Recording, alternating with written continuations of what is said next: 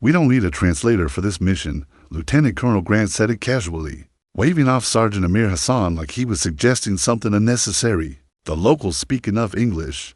We'll manage."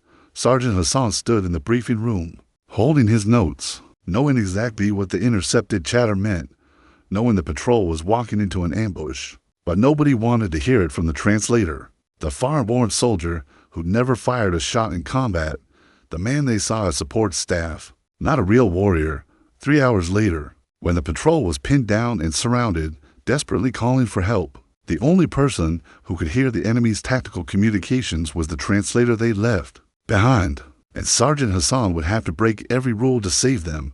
Before we begin, make sure to subscribe to Acts of Veterans so you never miss these true tales of courage, and tell us in the comments, where are you watching from today? Sergeant Amir Hassan was born in Beirut, Lebanon.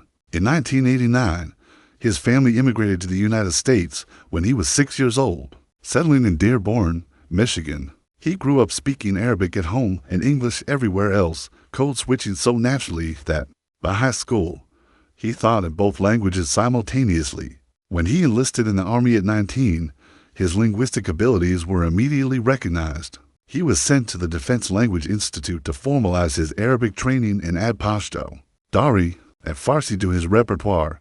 By the time he deployed to Afghanistan at age 25, Sergeant Hassan spoke 7 languages fluently and could understand 3 more well enough to get by.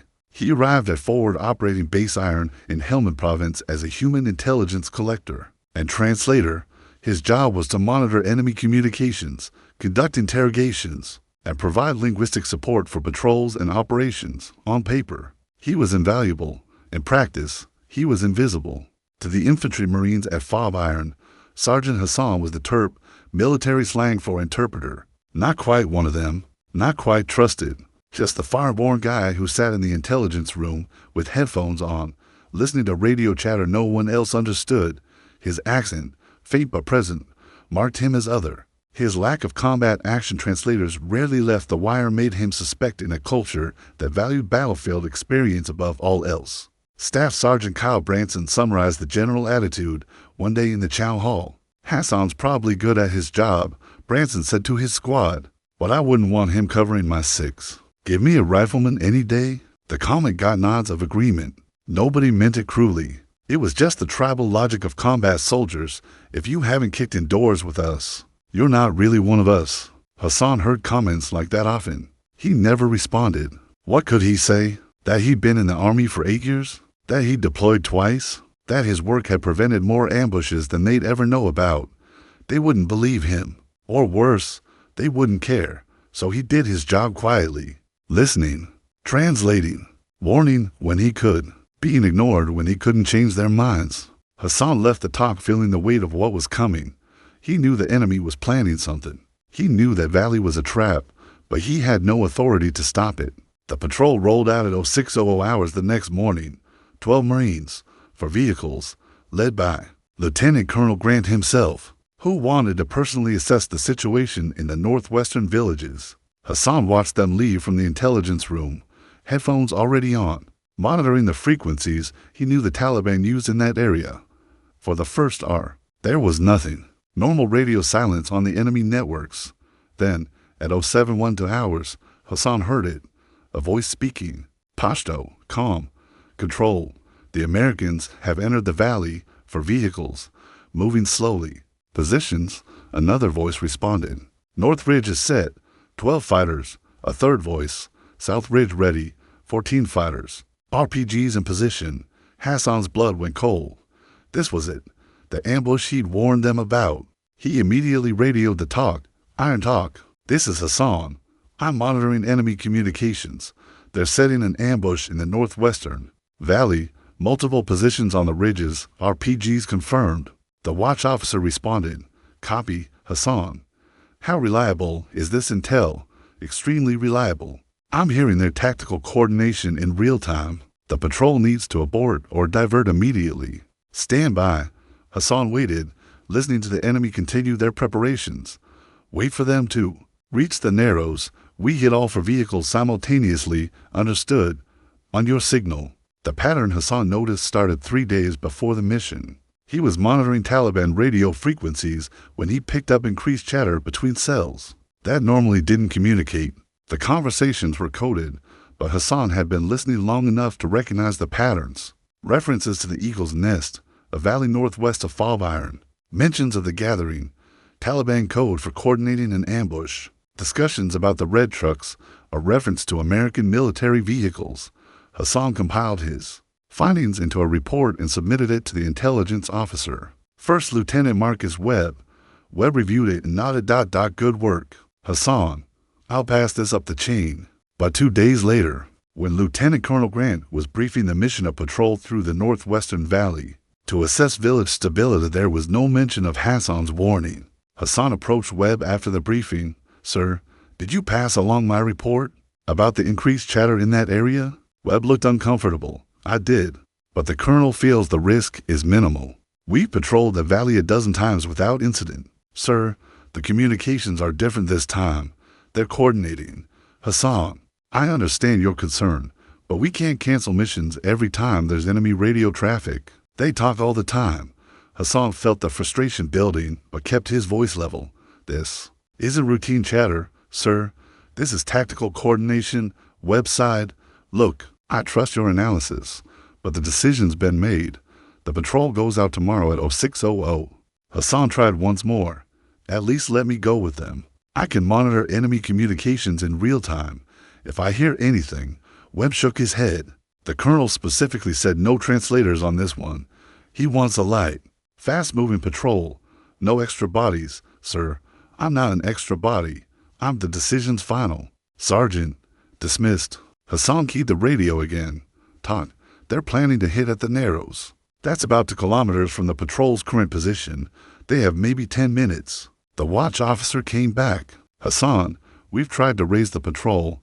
They're not responding. Radio problems, or they're in a dead zone. Hassan felt panic rising. The patrol was driving blind into a kill zone, and they had no idea. Talk, we need to get a message to them now. Send a runner. Fire a flare. Anything. Negative. Hassan, we can't reach them in time. They're too far out. Hassan made a decision in that instant. A decision that would violate protocol, put him at risk, and possibly end his career. But 12 Marines were about to die if he did nothing. Talk. I'm going out there. Say again? I'm taking a vehicle and going after them. They need to know what's coming. The watch officer's voice sharpened. Negative. Hassan, you are not authorized to leave the FOB. Stand down. Hassan was already moving. He tore off his headphones, grabbed his rifle, which he'd barely fired outside of qualification ranges, and sprinted to the motor pool. The duty driver, PFC Luis Torres, looked up in surprise. Sergeant Hassan, what's up? I need a vehicle now. Emergency. Torres hesitated. I need authorization from. There's a patrol about to get ambushed. I'm the only one who knows where the enemy is positioned. If I don't get out there in the next 5 minutes, 12 Marines die. Torres saw the urgency in Hassan's eyes. Made a split-second decision. Get in. They jumped into a Humvee. Torres fired up the engine and floored it toward the gate. The gate guards tried to wave them down, but Torres didn't stop. They'll sort it out later, Torres muttered. Where are we going? Northwestern Valley. Fast as you can. The Humvee bounced over rough terrain at dangerous speed. Hassan had grabbed a handheld radio and was monitoring the enemy frequency. The Taliban were still talking. The Americans are approaching. 2 minutes. Hassan's mind raced. He pulled up the map on his tablet. The patrol would hit the Narrows in less than a minute. The ambush would trigger immediately after. He tried the patrol's frequency again. Iron 6, this is Hassan. Do you read? Over. Static. Iron 6, if you can hear me, you are approaching an ambush. Enemy on both ridges. RPGs and small arms. You need to stop or divert now. Nothing. Torres glanced at him. Are we going to make it? Just drive. They crested a hill and Hassan saw them for American vehicles in the valley below, approaching the narrow section. Between 2 ridges, and on those ridges, barely visible, were the fighters. Hassan grabbed the radio and screamed into it. Iron 6, stop. Ambush ahead. Stop now. In the lead vehicle, Lieutenant Colonel Grant finally heard something through the static. A voice. Frantic, speaking English with an accent he recognized. Hassan. Grant said, confused. What the hell? Hassan didn't wait for the rest of the question. He switched to the enemy frequency and started shouting in Pashto, "Commander, abort. The Americans know. They have air support inbound. Pull your fighters back now." The Taliban coordinator responded immediately, voice tense. "How do you know this?" Hassan kept shouting, improvising desperately, "Radio intercept. They're calling in airstrikes on your exact positions. Get out now or you'll all be killed." There was a long pause, then the commander's voice. "Now urgent. All units, pull back, move to secondary positions, go." On the ridges, the fighters began retreating, abandoning their ambush positions, scrambling back into the mountains. In the valley, Lieutenant Colonel Grant ordered his patrol to halt. He didn't know what Hassan had said, but something had just changed. The way the shadows moved on the ridges, the sudden absence of the watching feeling every soldier knows. Hassan's Humvee slid to a stop beside Grant's vehicle. Grant stepped out, his face a mixture of confusion and anger. "Sergeant Hassan, what the hell are you doing out here? You disobeyed direct orders." Hassan cut him off, pointing to the ridges. "Sir, there were over 25 fighters on those ridges. RPGs machine guns. They were seconds away from hitting you." Grant stared at him. "How do you know?" "Because I was listening to them coordinate it, sir. And when I couldn't reach you on the radio, I had to do something." Grant looked at the ridges, then back at Hassan. "What did you do?" Hassan took a breath. "I convinced them you knew they were there and had air support coming. They pulled back." Grant's expression shifted, not quite believing, but not dismissing either. "You bluffed them." "Yes, sir." "In Pashto." "Yes, sir." Staff Sergeant Branson walked over. "Haven't heard the exchange, sir. I'm seeing movement on the north ridge. Looks like fighters withdrawing." Grant grabbed his binoculars, scanned the ridges, saw exactly what Branson described. Enemy combatants retreating in disorganized haste. He lowered the binoculars slowly. "Hassan," he said quietly, "you just saved this patrol." Hassan nodded once, but said nothing. Grant keyed his radio. "Iron Talk, this is Iron 6. Be advised, we encountered a planned ambush that was disrupted by Sergeant Hassan's actions. Request QRF and air support to exploit enemy withdrawal. We're holding position." Back at FOB Iron, the story spread like wildfire. The translator, the guy nobody took on missions, had defied orders, driven into hostile territory, and bluffed an entire Taliban ambush cell into retreating, saved 12 Marines, including the base commander. That evening, Grant called Hassan to his office. First Lieutenant Webb was there too, looking sheepish. "Sergeant Hassan," Grant began, "what you did today was reckless, insubordinate, and violated multiple regulations." Hassan stood at attention. "Yes, sir. It also saved my life and the lives of 11 other Marines." Grant paused. "I owe you an apology. I dismissed your warning. I didn't take your intelligence seriously, and I almost got good men killed because of it." Hassan didn't respond, didn't know what to say. From this point forward, Grant continued, "Your intelligence assessments will be briefed directly to me. No filters, no intermediaries. When you see a threat, I want to hear it from you." "Yes, sir." Grant extended his hand. "Thank you, Sergeant." Hassan shook it. Over the following days, something shifted at FOB Iron. Marines who called Hassan the Terp started using his name. Soldiers who'd ignored his warnings started asking questions. Staff Sergeant Branson, who'd once said he wouldn't want Hassan, covering his 6, approached him in the chow hall. "Hassan," Branson said, "I was wrong about you. You're as much a warrior as any of us, maybe more." Hassan just nodded. "Appreciated, Staff Sergeant." But the real change came 2 weeks later, when another patrol was being planned. Grant looked around the briefing room and said 5 words that made Hassan pause. "Hassan, you're coming with us, not as an afterthought, not as support staff, as a core member of the team." Because they'd finally learned what Hassan had known all along.